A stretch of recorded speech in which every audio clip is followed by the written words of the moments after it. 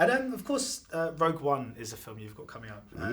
In the last trailer, we get to see quite a lot of your character. I'm just wondering, films like this are just shrouded in secrecy, and that's part of the whole kind of experience as people get to go and not know too much about what's going to happen. Has it been quite hard for you to keep it all under wraps? I'm assuming there's so much you want to talk to about with friends and family.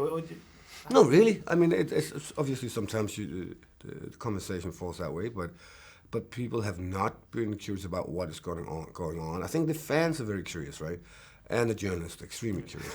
and it's interesting because they're not necessarily curious on other films. These big films, the secret films, they want to know how they end. And you would never ask that question when you went into the movie theater for any other film, right? It's true that there is something about Star Wars. I remember a lot of the people, those that were in Force Awakens, I don't think they quite realise the impact it has on people around the world. And does this feel a bit like The Quiet Before the Storm? Because I'm assuming the publicity and stuff, that's all going to kickstart quite soon for you. Yeah, Quiet Before the Storm, and this one was also a storm, so I think I'm just getting in shape for the next one. So it's a fan base that is tremendous, and for good reason.